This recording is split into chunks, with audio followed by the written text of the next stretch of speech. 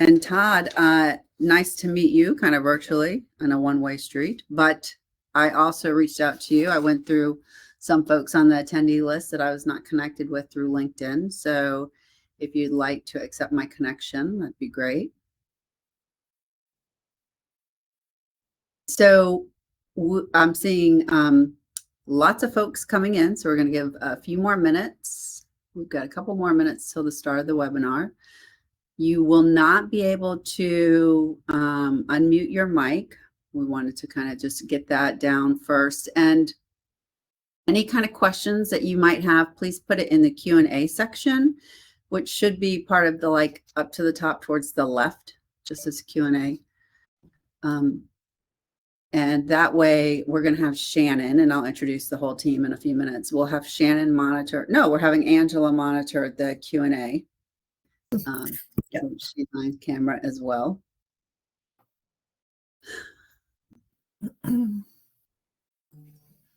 And if you are in a safe place and you are able to split your screen, if you can also go ahead and get your LinkedIn, get a web link, get your LinkedIn up on an additional tab, because we're gonna do broad strokes at first, and then we're gonna talk a little bit more specifically about ways to improve your engagement right away. And I want you to be looking at your own LinkedIn profile.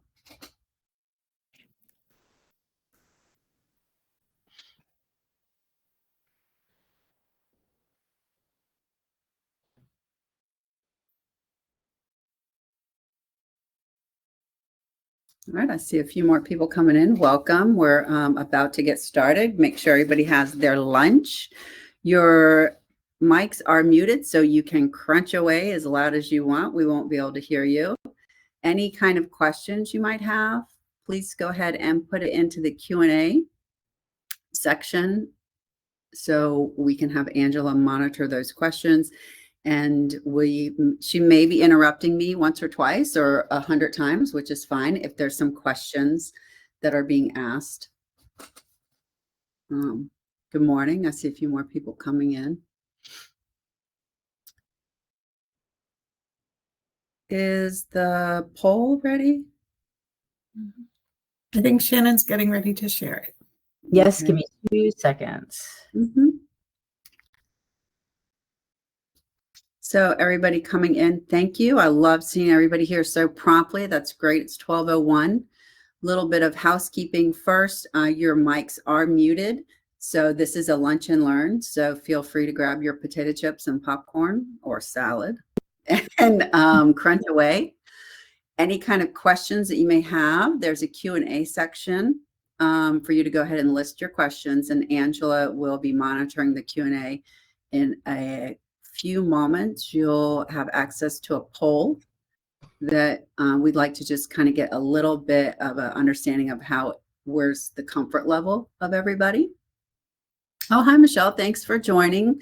And this is great, seeing some new faces, seeing some friendly folks I've met along the way. Another thing I want you all to do is, if you're safe, which means you're not driving, and you have the ability to kind of split your screen, if you can also have your LinkedIn either on another tab or split screen, so we can move seamlessly over to some ways to increase your engagement in LinkedIn. All right, so I'm going to go ahead and get started now. I'm just from a housekeeping point of view, Angela, I'm not going to see anybody else coming in because I'm just going to be focused on all about me at this point, everybody. So I do want to thank, thank you. I do want to thank everybody for spending the next hour with us. I'm Gina from Social Sipper Brands. I'll introduce the team in just a moment. Today, we're going to learn about some best practices on LinkedIn. It's a very underutilized program. So let's get started. Just a quick note, there should be some polls up to complete. I see a couple people have completed them, but if you haven't, we'd love to have you chime in. Thank you. That's great. All right. Oh, there's just one right now, but there'll be more. We'll keep them coming. Okay, fantastic. And anytime there's a new question, if you can let everybody know, I'd appreciate Sure. that, Angela. Sure.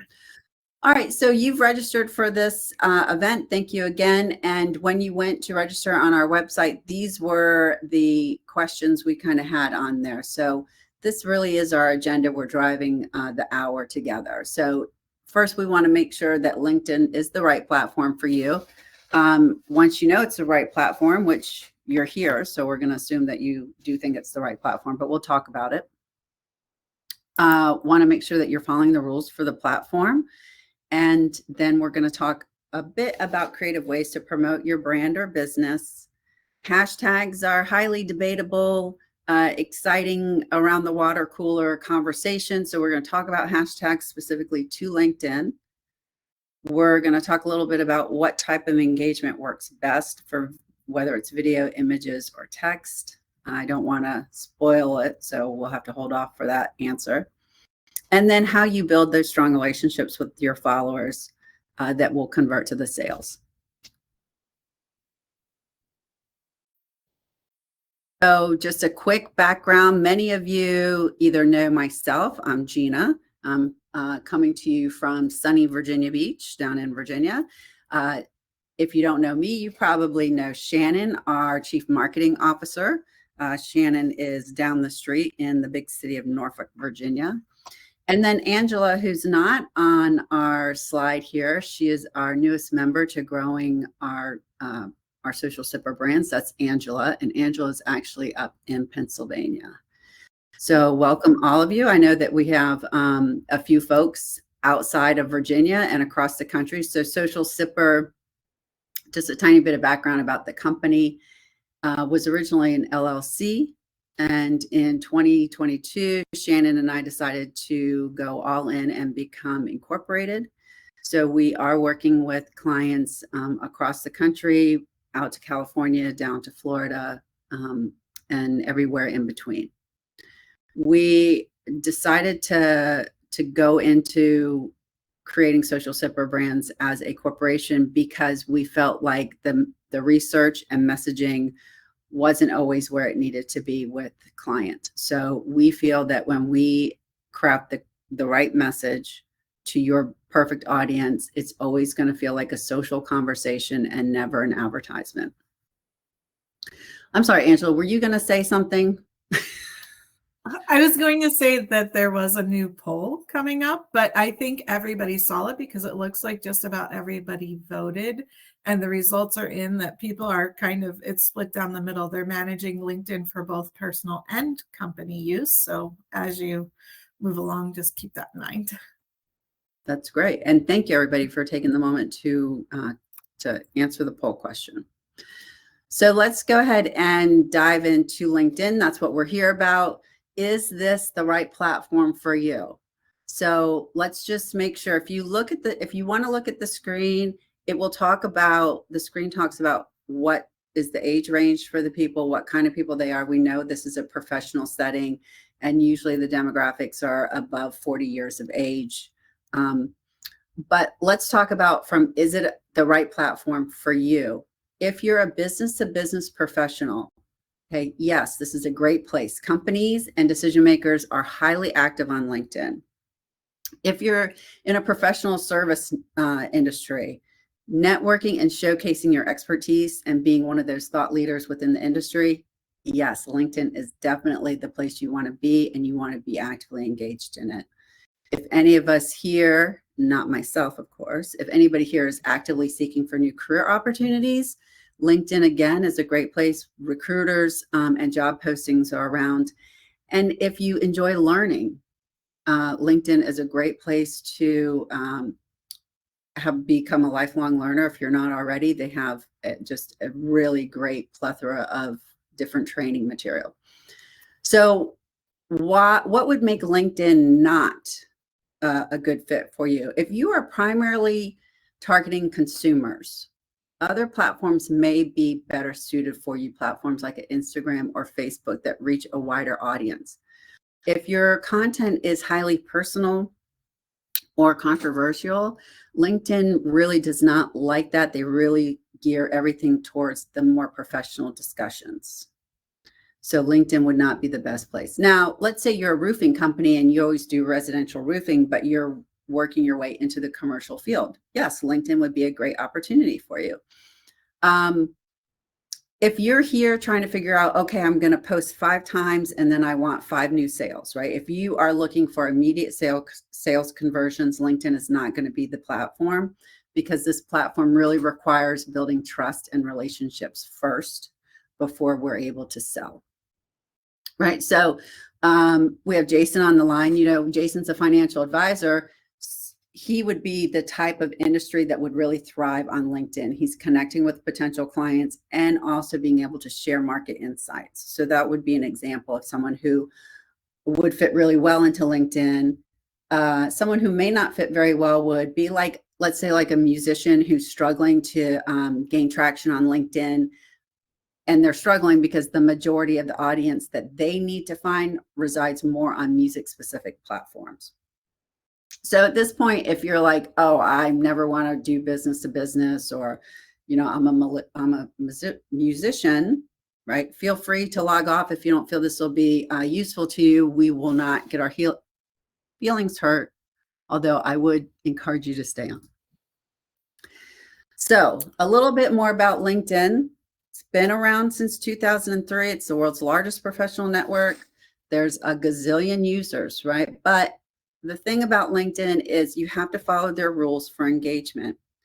There's community guidelines, and you always need to stay compliant. So you don't want to have tactics that kind of seem spammy, sending off offensive content or commenting on something and being one of those people that stir up controversy.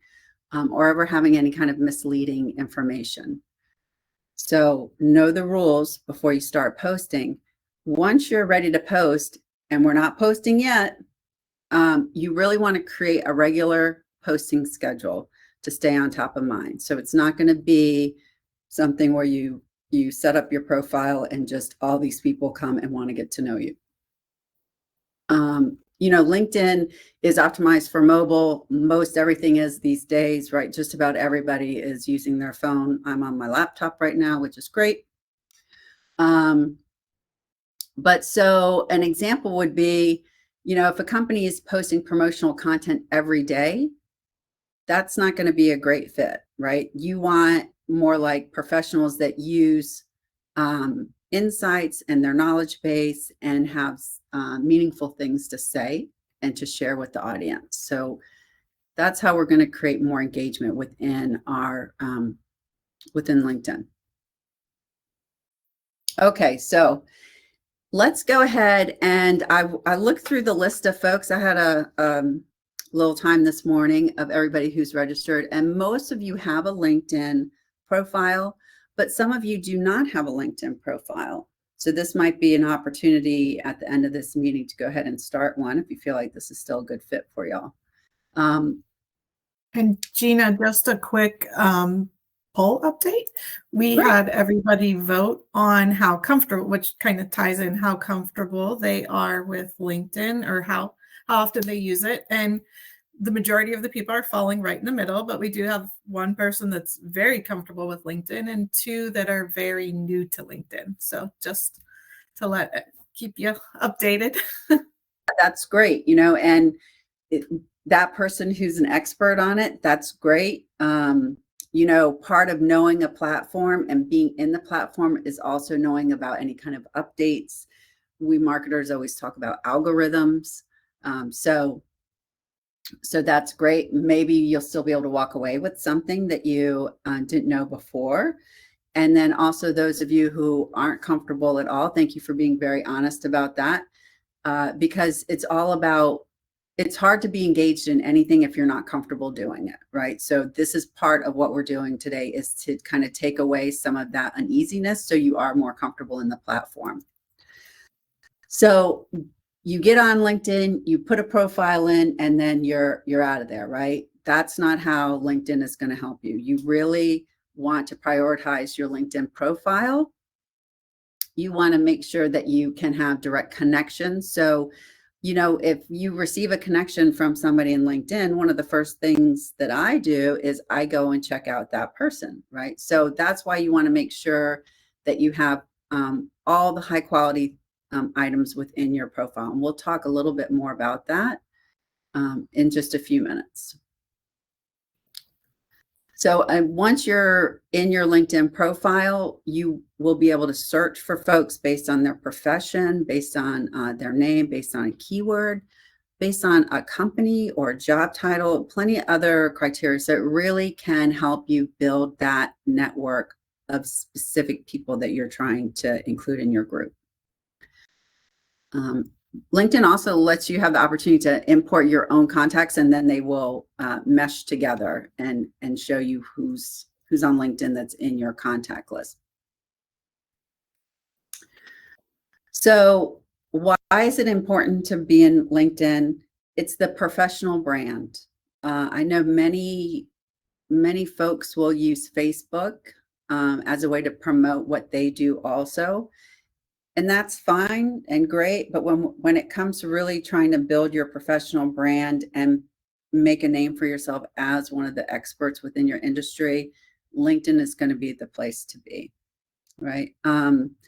Once you're in there and you've had your personal brand, your personal profile optimized and updated, it's a great way to promote your brand or business through running polls and surveys, generating engagement, and then it also allows you to gather additional insight on that. You're able to, as we mentioned before, network, but also what LinkedIn allows you to do is really humanize your brand and showcase your company's culture.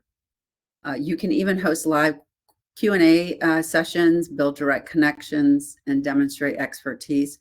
So, one example is, as a marketing company, we want to know what's going on with our audience, with industry trends. So we can create polls within LinkedIn and find out what's happening within the industry and what's getting exciting. So we can go ahead and become more of an expert ourselves.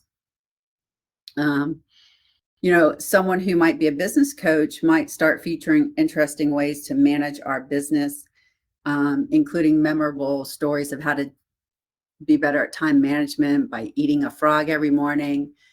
Some of you might know what I'm talking about with that, but it's doing that thing you don't want to do right off. It might be LinkedIn for all I know, but so we know that this is a great way to showcase ourselves as a professional. We're not going to be taking pictures of food and posting it unless we're, a chef that's looking for some corporate gigs. So one of the things I mentioned at the beginning was talking about hashtags. So this is a very big discussion within the marketing world. How many hashtags to use? What should you use? So the first thing, if there's one thing that you leave here with, is let's not make up our own hashtags. I love hot dogs. Unless I love hot dogs is a researchable hashtag. We want to make sure that the hashtags are relevant, meaning it makes sense for it to be in yours, that you need to use research to make sure what the targeted hashtag should be for you. You would want to combine general hashtags, but also local and niche hashtags. So here's the big thing, how many hashtags should you use when it comes to LinkedIn? And really, so LinkedIn will allow you to have up to, I believe, about 15 hashtags, but really all of the research suggests to just stick to about 3 to 5 hashtags. If not, it just starts seeming really kind of spammy and maybe not so much insightful information. So an example of good hashtags might be I don't know, suppose a social media consultant posts a hashtag with social media, hashtag marketing, and hashtag LinkedIn tips, right? That's going to reach a general to a niche audience, all using those topics. So if you're a software company, you might use hashtags like cloud computing, develops, and SaaS to attract industry professionals and also potential customers. And don't forget this whole idea of using local hashtags, especially if you work within a specific market.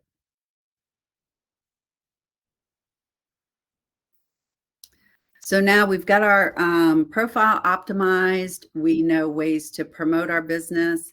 And then how do we really have that engaging content? You know, one of my questions was, what works best? Is it video? Is it images? Or is it text? Right? And different platforms are successful using different ways to engage. With LinkedIn, really a combination of all is going to be the perfect. Video, we all know, is highly engaging, and it's perfect for demonstrating your capabilities, doing tutorials, even storytelling. But you still want to keep those videos very short, because we all know as professionals, we don't have a ton of additional time to watch somebody's 10-minute video. Even if LinkedIn allows you 10 minutes, you still want to keep those down into small chunks, 1 minute, maybe up to 2 minutes long, depending on the purpose behind that video. When it comes to images, you know, it's really great to have images. If you're not doing a video, add an image to something that you're creating your post on. It's visually appealing. We all know it catches our attention if there's a nice image, and it kind of breaks up the text a little. Now, text is still good though, right? Text is concise and informative. I think there's a used to be known Twitter feed, right? That, I mean, it's all about few characters, right? Less is more. So if you're trying to share some really good, informative insights and updates, yeah, just send it right out there. Okay. It's more about the quality when it comes to LinkedIn. Does it seem like something that everybody could learn from and be engaged with? Then yes, post it, whether it's a video, an image, or a text. All right, so an example could be a travel agency may use captivating videos to showcase destinations, but then also have informational text posts about travel deals. Or a financial advisor shares concise text posts with eye-catching infographics to explain complex financial concepts. But really, using all three, but knowing the purpose of each one for all three to be as effective as they can be. Hey, Gina, we have a couple questions coming in, and I'm going to save most of them till the end. But one asks if they should post the exact same thing to Facebook and LinkedIn. I can field the question if you want me to, or if you'd like to answer. I would love to hear a voice other than mine. All right. I figured it kind of went along with what you were talking about. But yeah, that's perfect. That was a great question. Yeah. Thank you. It is a great question. It's a tricky question too. There's not really a blanket answer for, you know, if you can share the same content across the board. It really, you know, Facebook tends to sometimes be a place where you share more personal information, more family photos, like those types of things. So what we were just actually talking about the other day was LinkedIn is what we kind of think of as like a business casual situation. So you can absolutely share a little bit of your personality on LinkedIn, but what we want to make sure is that you're not, you know, every time your child goes to a baseball game, that you're not sharing all of the pictures of it, or, you know, probably not your romantic Valentine's Day dinner. Like, that's not going to be appropriate for LinkedIn. But you know, as a business, often you share, you know, some behind the scenes footage, some different, you know, you might be having a lunch, but with business associates. Like, those types of posts are, you know, perfect for LinkedIn. So just really think, is it so, you know, as you post on LinkedIn, it really is a true reflection of either your business, your company, or you in a professional business setting. So just think about what you're posting and whether or not it truly is a reflection of that side of yourself. And as I say that, I'm also like a big proponent of absolutely, like, it's hard to get content out there. It's hard to find things to post on all these different platforms, you know, and multiple times a week. So if you can find ways to reuse content and post across platform, definitely don't be afraid to do so. So hopefully that answers the question. And Gina, feel free if I missed anything to chime in. That was great, Angela. I really appreciate that. And I think it's always goes back to who's your audience and what is your intention? Because I have seen more over the last few years, I have seen more personal posts going into Facebook. I mean, excuse me, LinkedIn. Yeah. But it's still always tied into a professional setting. Like the other day, I saw someone posting about her lunch with her daughter, but it really had more to do with being a worker and a parent, right? So she was really tying it back into her professional brand and sprinkling in like those challenges that you have when you are a professional and also a mother or father, right? So yeah, that was great. That was a really great question. People love to see your human, they love to see your smiling face and your human side. So definitely don't be afraid of it. Perfect. Thank you so much. So we're talking about engaging content, video, images, or just plain text. So let's say we've got our engaging content on. How are we going to build our strong relationships with our followers? One thing is, don't just go into a scheduler and because even LinkedIn has a scheduler, but don't go into a scheduler and just say, okay, I'm going to post one post a day or 2 posts a day for the next month, and then walk away. That is not going to get any relationships really built, right? That's kind of that person that's that unfortunately we all know that no matter what you tell them, they always turn around and say it's all about them, right? So in order to build a strong relationship, you need to respond to any comments and any messages promptly. So don't go back a week later and then see somebody had a question about something that you posted, right? Or had an insightful comment. You really want to be going back and as soon as possible, show that you're listening, that you want to listen, and you show that by engaging back in those response or comments. It's always great to ask questions and encourage discussion. Again, we're not asking controversial questions, right?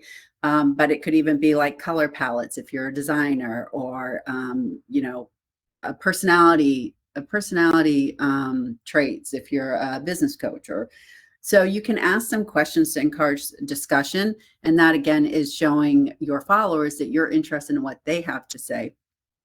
Another way to build your strong relationships is really to offer that valuable insight and resources. I mentioned that Jason is on the call. He's a financial advisor. Whenever he has the opportunity to sit down and have some coffee with me, it's like having just a book of knowledge in front of me. So, and then we're trying to take that kind of feeling and put that into LinkedIn and into our profile on LinkedIn, right? So offering that insight, free education, so to speak, because it really reinforces that you are that thought leader in your industry. An example could be, if you are a designer, you could actively participate in design discussions. There's all these different groups on LinkedIn that you might at first think are your competitors, but really it's the group to try to foster more knowledge sharing, right? So that designer could be in those designs discussions and groups, and then they're offering feedback and sharing expertise. But then guess what? That helps with collaboration. So 2 different designers could be working on a project together, right? So this is all about building those relationships, not trying to sell. So that we're a little over 30 minutes in, or about 30 minutes in now. Our learning objectives were to find out if the LinkedIn platform was good for you, what the rules are in engagement, how you can creatively promote your business and your brand. And I mean brand as your professional, like personal brand, whether to use hashtags or not, all the different ways to post, and then building the strong relationships. So at this point, we want to move really into being more of a deeper dive on LinkedIn, really have some action items for you to do after you leave this webinar. Or if you multitask like some of us, maybe you'll do them while we're doing the webinar. At the beginning of of our meeting together, I did ask if you were safe enough, which means you're not driving, and capable to open up a link for LinkedIn. We want to go ahead and look at our profile. Right. So we're all here to build business, right? And increase revenue. And now I've just told you for the first 30 minutes that it's not about sales, right? It's about relationships. So, but ultimately, right, we are trying to find innovative ways to be a trusted partner to our potential clients. And LinkedIn is a way to really crush and stamp out that cold calling. And here's some really great statistics about why it's important to sell sell and build relationships in a digital platform. There's some great statistics here about that companies that invest in social selling or utilizing LinkedIn and other social programs, 45% more sales opportunities than brands that do not utilize social networking. If the business prioritizes social selling, there's a 51% more likelihood that they're going to reach their sales quota, right? So it's a way to really help. You're still going to meet people. You're still going to talk to them on the phone, right? But this is a way to kind of get that warm introduction before just knocking on doors. And in a recent Forbes article, 87% of business event professionals have canceled events because of the pandemic, excuse me, and postpone events, right? So this was a way, if you used to do LinkedIn before the pandemic and felt like, oh, it's not that engaging, people are only there looking for jobs. Since then, right, we're now post-COVID, so to speak, right? Since then, we're really finding that this is a great way to build the relationships. All right, so now that you believe that LinkedIn is gonna help you, because I believe it too, I'd like you to go ahead and get onto your LinkedIn profile, right? So go into LinkedIn, and then under the picture view, let's hope you have a picture view, you'll use the drop-down menu, and there's a place that says view profile. So what I'd like you all to do, if you can get on LinkedIn and click on to view your profile, so it would be how other people would see you. And I'll give everybody just I'll say like 45 seconds to see if you can do that before we move on.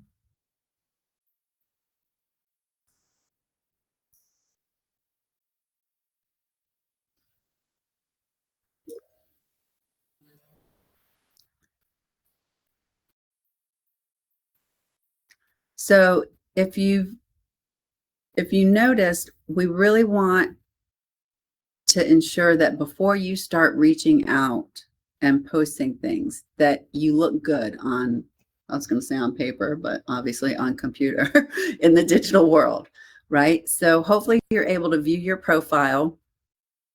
And now if you can click back over to my side to where I'm at, I want to show you a profile that is not, we can't set it and forget it, right? If your profile looks like poor Erica Robertson's over here, no picture, really nothing going on while she's in California and she's in computer software, right? That's, can you imagine if you met somebody and you're trying to find out a little bit more information on them and you use LinkedIn and this is what you get? Granted, you don't get a negative, impression of them, but you get no impression of them, right? And we know that people are using LinkedIn as a way to just learn more about other people. So let's see what we can do and why doing our profile is so important. First, I think you all changed the picture on me. Anyways, Sorry. Still have the curlers. That's what I look like every morning. Okay. So first, if you haven't started a LinkedIn account yet, that's fine. Get out your piece of paper. You got a little homework to do. I'm not checking it, right? So I'm not your teacher, but that's something that you can do. If you do have a LinkedIn profile and it looked a little bit more like Erica's from before, you still have some more homework to do, right? The thing is though, your profile should be who you are in a professional setting. There's not going to be a one size fits all answer to how to optimize your LinkedIn profile. And it really depends on what your specific goals and target audience are, right? If you're a recruiter trying to get job seekers, those goals are a little different than if you are someone who's trying to work with some apartment complexes and corporations to help beautify their outside area. Dave, I'm talking to you. But here's some key strategies that you can help, that will help you form those right connections and get you some opportunities in the future. The first thing we want to really do is make sure that the picture is a professional picture. It needs to be a high quality headshot that's clear and friendly, and it's appropriate for your industry. And what I mean appropriate for your industry, as someone who's a banker, finance, something like that, that may be a little bit of a more conservative headshot than someone who may be an artist or someone who paints mosaic art for companies' walls, right? So, but it still needs to be professional. You do not want to do selfies for this, for your photo, for your profile. Group photos, don't take a photo of you and your spouse and now ex-spouse and just cut that person out, right? You want to make sure that it's a professional picture, because only 1/10 of a second for someone to make a decision about you. So once we have our nice photo, and you can do a nice professional photo on your phone and make sure you've got the background right. I mean, there's ways you can do it yourself. I'm not here trying to suggest that you need to contract with us to get a professional photo, but it needs to be a professional looking photo. Once you have that picture on there, you want to make sure you have a compelling headline. So just go beyond just your job title. Some folks have done some really creative things in this part of the headline that includes a value proposition, your expertise, career goals, and always make that in a concise and engaging way. Just a little, social bit about you that's professional, that grabs folks' attention. In addition to that, there's an informative summary. And then that's where you can craft a compelling summary that tells your professional story. So not a resume, but more like kind of those highlights and achievements that you're proud of, the skills that you have, the experiences, all that align with those professional goals. And then part of your profile, you can showcase your expertise. So you can highlight your achievements that have impacted on the roles that you've had. You can also give specific examples or data. Another part of your profile, and I don't know if I'm losing everybody at this point, is skills and endorsements. So once you have some followers, right, and you're building those relationships with those people, reach out to them and say, hey, will you endorse me? Take a couple of those LinkedIn learning courses and build up your skills. You can also, that's part of the optimization of your profile. And then you can always ask folks that you went to school with, that are your clients, that are your supervisors, people you work with, to give you recommendations, because that right there is social proof. That is like the Google reviews of us. And then there's ways that you can really get your profile in front of people that are searching for your type of person by using those relevant keywords throughout your profile. And then that helps the search of it. All right, let's get this lady out of here. So this is my profile. We could maybe take 1/10 of a second to see if I have been drinking the water, so to speak, drinking the Kool-Aid that I just talked about. So, and there's always ways to increase our optimization, right? So the profile is not something that, again, that you just set it and forget it. We actually had a discussion internally about the background of my photo, if it should be professional or not. So as you can tell so far, I've won, but it might be changed soon. Let's see.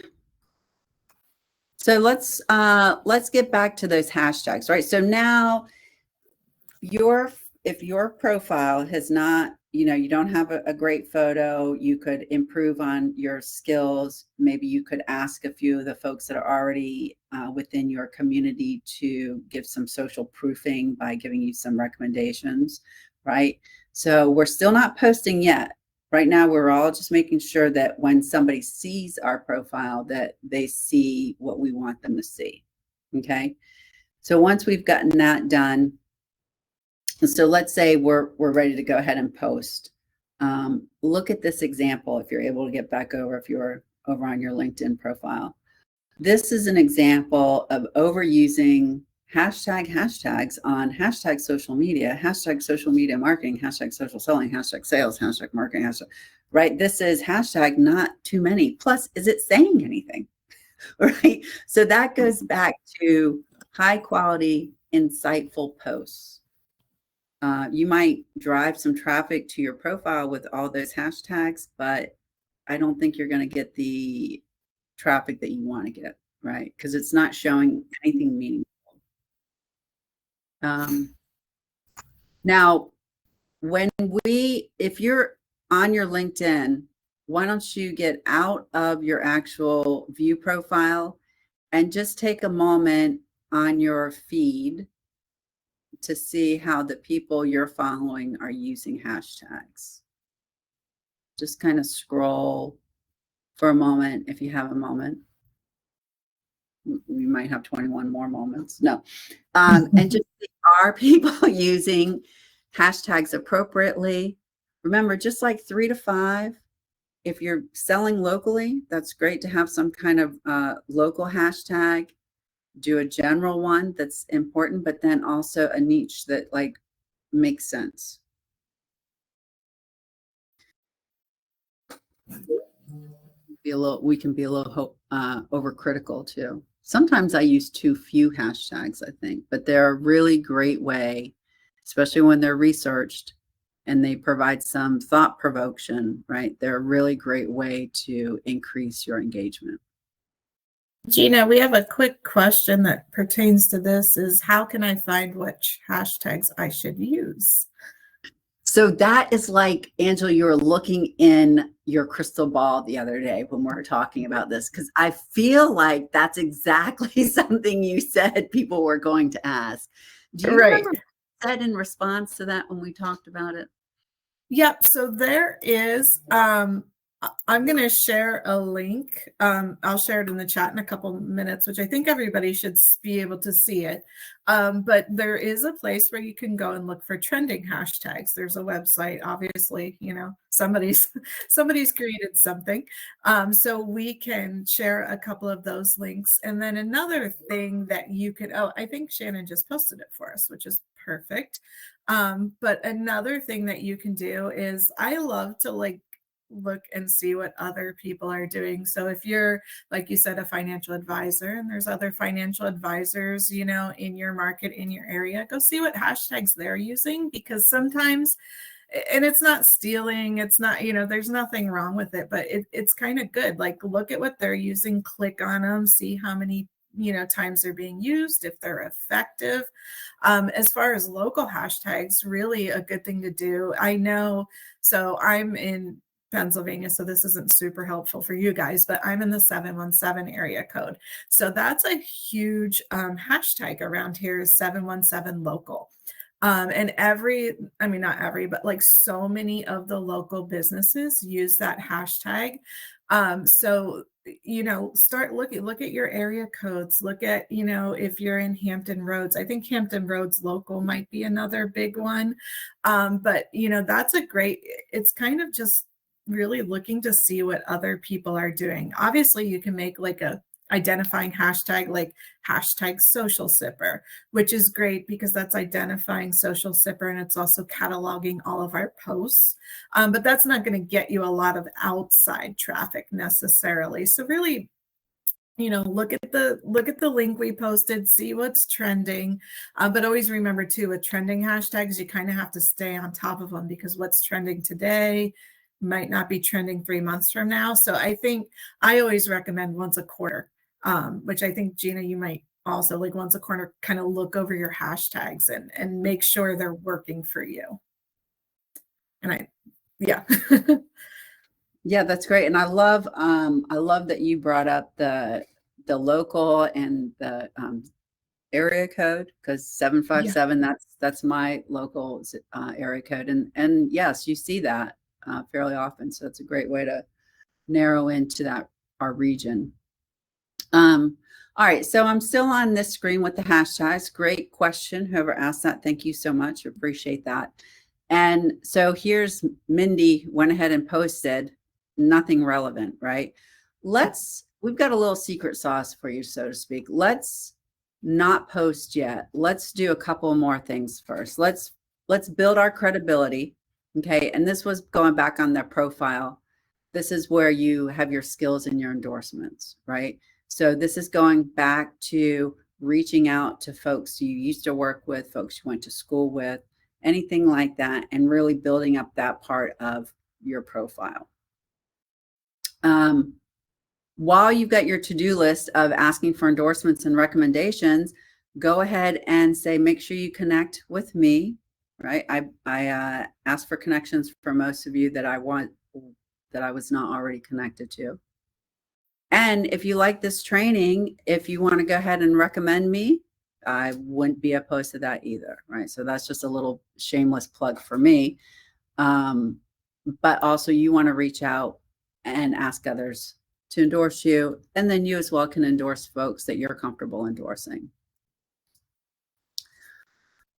So you're going to make your connections, right? We know you're going to make your connections from people you already know and people that know people that know people.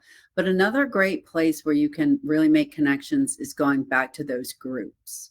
And I think one of the examples was like a designing group where you collaborate with other designers. This is a really great way for you to build your knowledge base, but also connect with like-minded folks within your industry. So we highly recommend not just joining the groups. So here's where LinkedIn is kind of exciting about it, right? LinkedIn doesn't want a whole bunch of users that just join and post, right? So not just join the group, but then get into the groups, read what other people are posting, respond to what's posting, and make an effort of really trying to build that relationship because you're adding insight to these membership groups. And then another place that you really want to help build your relationships are through company connections. Hey, I know that lady. So I think I know some people in the back there as well. If you dive into your laptop, you might see somebody you know. But this post is great because what happens is, one, it's live, it's professional, it's kind of behind the scenes a little bit. So that's great. But tagging the company, Kenan, that's who Shannon's with right there. You know, that gives more exposure to your post because now everybody from that company is also having access to that post. And then, of course, some great hashtags along with it. Just 3, way to go, Shannon. Okay. Oh, Angela, your little thing didn't. Okay. So go ahead and make sure that, yes. Okay. So make sure that before you're starting to post, make sure that you are engaging in LinkedIn. This is really kind of the secret sauce to what LinkedIn is saying, which LinkedIn wants to make sure you are actively engaged by, you know, adding to your profile, making comments on other people's items, sharing best practices and industry trends. Okay. And that way, if you start engaging first in LinkedIn before you post, there's a much higher probability that your post is going to be exposed to your network and beyond. And that was something a little newer I learned. Thank you, Angela. So, all right. So at this point, we would be ready to post, right? We've been engaging with other people's content. We've got a nice professional photo. We've got some endorsements. We've done a few extra skills out there. And on a side note, I do not believe that the skills have to be specific to LinkedIn. Like if you use Skillshop, I believe you're also able to add like those kind of certifications. But okay, so we've done all that hard work. We're ready to post. What are we going to post about? Right? That is probably, as a marketing professional and someone who's out there talking to business development folks and business leaders within their industry, they're always like, okay, I know I need to get on there. I need to do this. I need to do that. But I don't know what to say.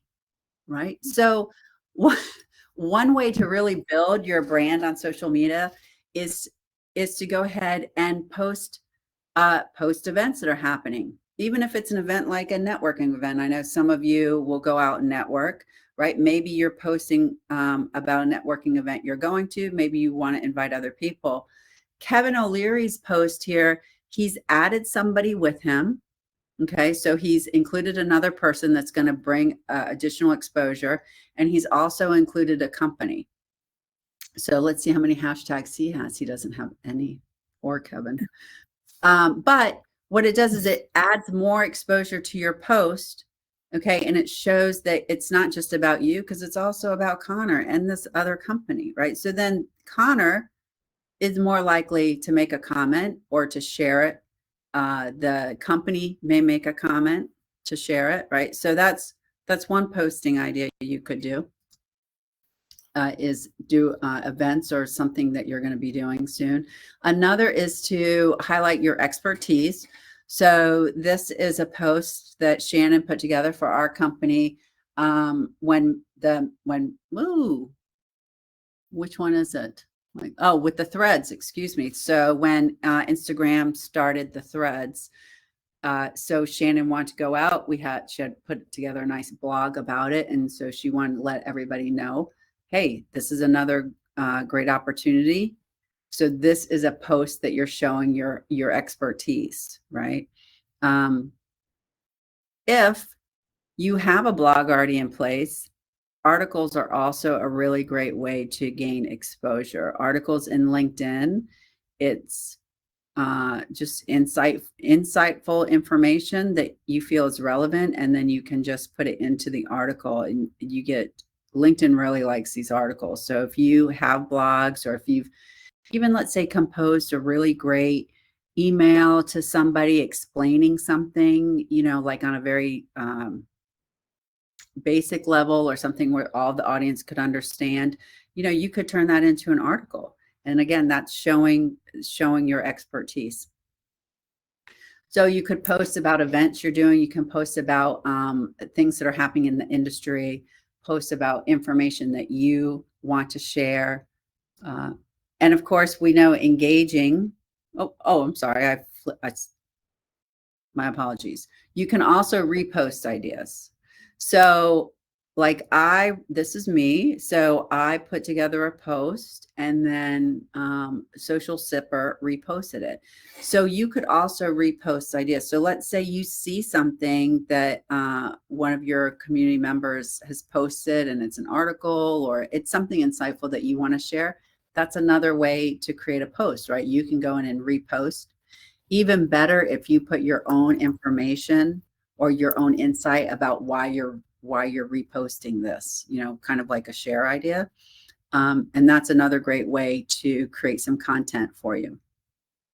And then the final, well, not final, but another one we're going to touch base on, if anybody wants to do a drum roll, because we all know it's the video, right? So video is very engaging. When you're posting video, one, we know, I feel like I've said it a trillion times, right? Relevant and professional. I mean, this is probably a company doing team building. But remember that people don't really listen to video. So if you're going to post a video, have your captions on, make sure that it's accessible with somebody watching it without the audio. But what types of videos could you do? Educational and instructional videos, right? Thought leadership, of course. If you sell products, you could do a demonstration of a product. Folks love to know what's going on behind the closed doors or your company culture. So that's like this video probably is a team activity. So it's a great way to humanize your brand. And, everybody's talking about how they can't hire anybody these days. It's also a great way to showcase that company culture for prospective employees. Let's see, product demonstration is great. Hey, if you've got a couple customers that are big hams and they love to be on video, ask them if they'll do a video testimonial. I mean, you could even write kind of what you'd like them to say. And then that satisfied customer video is going to really help you build that trust and credibility with the audience. I think Angela has done this great little kind of panel discussion or interviews where she's shared tidbits of information and insights in social media, and then she's posted that as well. So that's another way. Again, we're not talking about a 5 to 10 minute speech, little tidbits. We do have a question from David. He's wondering how long videos should be. So David, it always goes back to what's the purpose of the video and who's your intended audience. But you really, because the way that we work, just our brains and human nature, I would say really keep it under 2 minutes, unless it's a really purposeful why you need longer than that. Angela and I have had a passionate discussion about how long video should be, and she's like under 59 seconds. Like, we are all squirrels, I guess, at this point. But it really is going to go back to what is the purpose behind that video. I mean, if you're trying to explain a complicated concern within your industry and you need 3 minutes to it, if it's valuable, I believe people are going to continue to watch it. If it's, a minute and a half of somebody walking to where they're going to go do the video, no, right? That doesn't make any sense. So it's always going to boil back down to what is the intention of that video and who do you think your audience is going to be? I think, not to interrupt, Gina, but real quick, like you just said we're like squirrels. Our attention span is like, I think it dropped down to like 16% during COVID, or 16 seconds. It used to be 20 and it went down like 20%. But a good thing, if your video is going to be longer, because I do say 59 seconds, I am passionate about that, but I say it with a grain of salt. So I always tell people, if your video is going to be longer than 59 seconds, in that first 20 seconds, you should have an amazing hook, something that, like let them know, like, these are 3 things you need to do if, or, don't do this if. And if you give them the hook in the first 20 seconds, they'll stick around, if it intrigues them, they'll stick around to hear your answer. So just let them know what you're covering and then chat away for a little bit. Absolutely. And, as you're saying that, all I could think of was those videos that I get sucked into that says watch till the end. Yeah. And then you're watching to the end and you're like, there's nothing going on. You're like, so why did I watch? Yeah, that's perfect. That hook, right? Make it compelling so people know that there's a reason to finish watching that video. Gosh, you're so smart. You should work for Social Silver. Now I want to go out on a boat. Okay. Whoops. Yeah. One more moment. Sorry, everybody. Technical difficulties. All right. So surprisingly enough, I've been talking for about 56 minutes now. And so this is kind of where we can stop, take a breath. Some of you may have a few to-dos, a little homework, so to speak. And I think I have 2 more questions for you. Let me scroll through here. Just so you could. And if you're thinking of a question now while Angela is looking at the questions, feel free to go ahead and pop that into the Q&A section. I think this is a good one. How do I get more people to follow me or connect with me on LinkedIn? Well, I think one of the things is make sure you're following and connecting with other people first, right? You're engaging with their information. You're commenting, not just a liking, right? You're commenting, you're in groups, you're making interesting and insightful comments within those groups, right? So you're building that. then you can go out and ask folks like, hey, we're in this group together. Should we connect? Can we connect? Does it make sense to connect? So I think those are probably the first ways to do it. Is first, make sure you're engaging in the platform and making insightful and interesting comments. Then asking other people, you can reach out to other people and ask to connect with them. And then what else do you think, Angela? I'm sure I'm missing a few things. No, those are great. Like I always say, you have to, if you want to be successful on social, you have to be social. So exactly what Gina said, like you got to put yourself out there if you want, people to come find you. Maybe the only other thing I would say is anywhere you can, like in your email signature, if you can like include your LinkedIn in there, that would be a good Right. way where people see it, then they're going to click on it and connect with you. But otherwise, I think you got it covered. Mm-hmm. And in that same theme, right, if you do have a website, make sure your LinkedIn is also along with your other social networks. And I do really feel like the articles, when I have put articles in LinkedIn, the traction is much more significant than when it's a post. So And that's that very last question, somebody did ask about LinkedIn articles, which I know you kind of covered it, but if you just start talking about it again, if you want to mention it again, is it important to share LinkedIn? I'm trying to find the exact wording of the question. Just can you talk about articles in LinkedIn? Are they important to share? And should I be sharing them? Yeah. So one of the things about the article is that goes past the group of people that follow you. So when you put in an article, LinkedIn sends it out to their secret sauce of people, right? So your articles are being exposed to people that are not within your network right there. So that's why I highly recommend doing that. If you already have blogs done or emails or marketing material that has to do with an industry trend, as Angela mentioned before about utilizing that content in different ways, you can take that content that you have that may be a blog on your website and you can filter that into a LinkedIn article.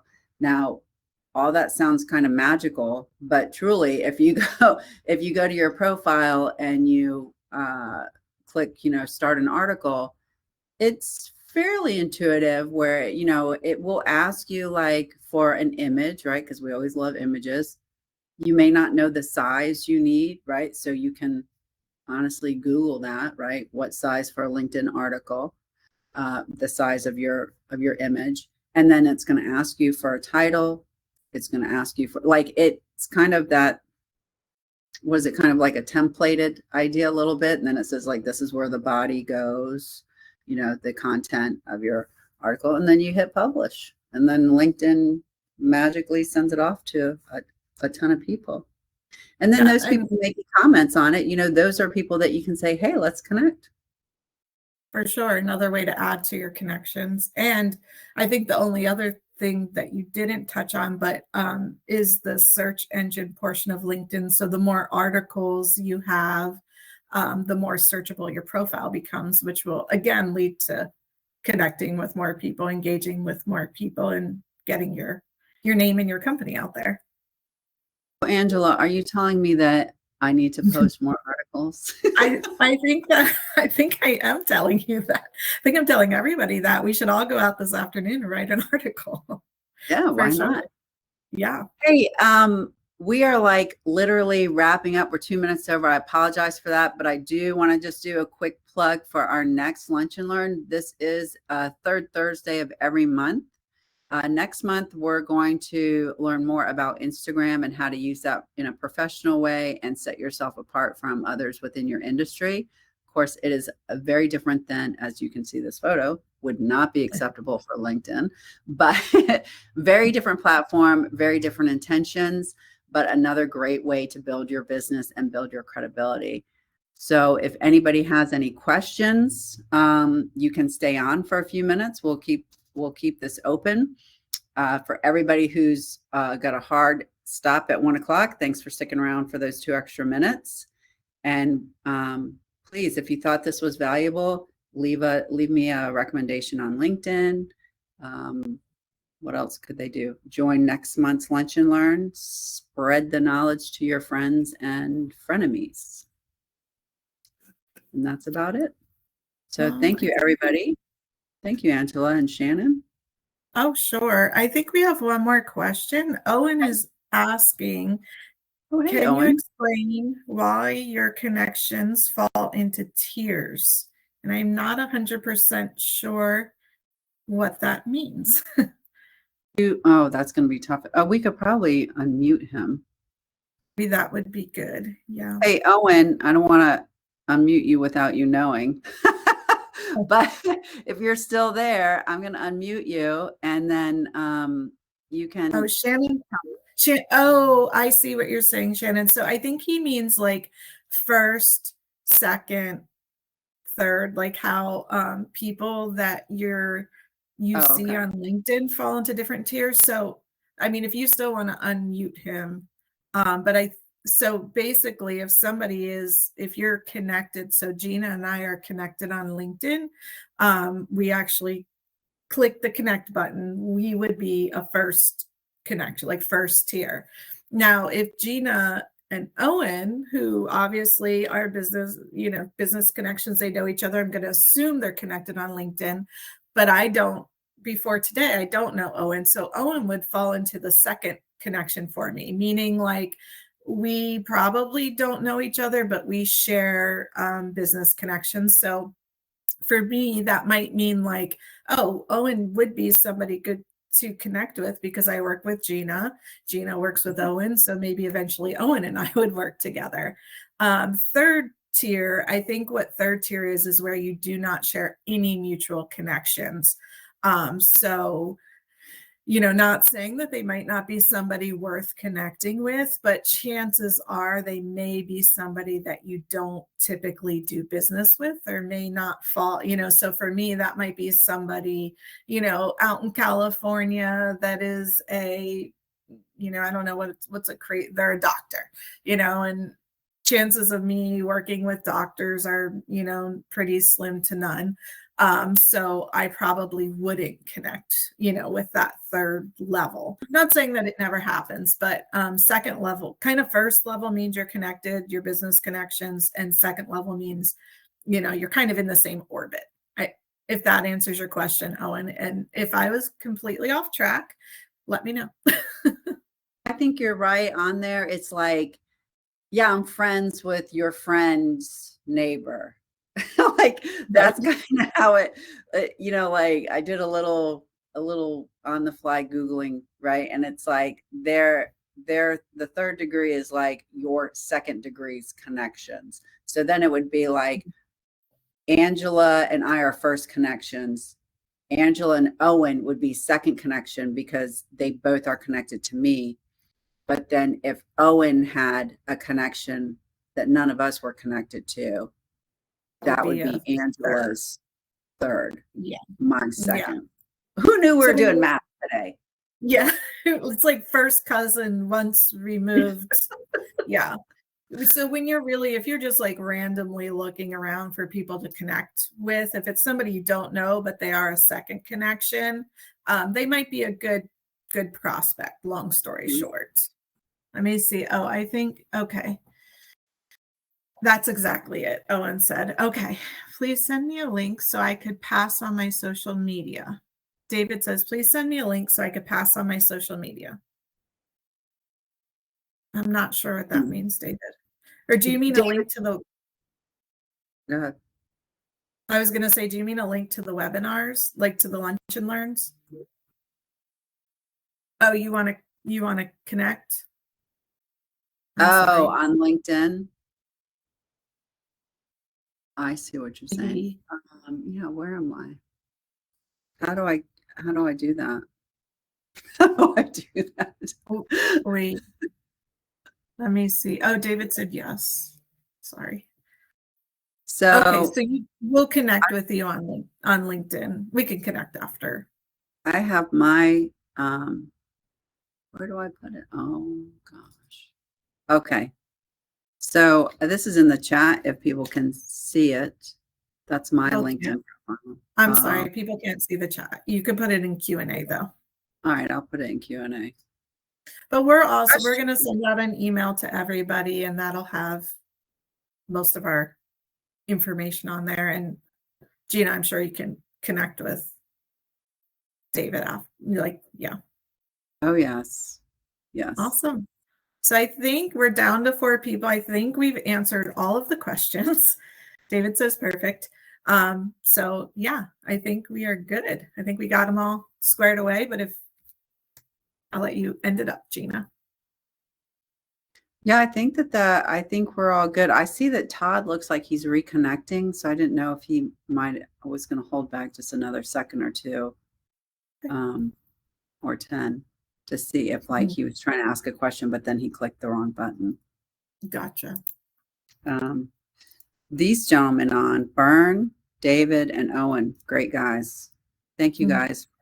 Not that, Todd left. Okay.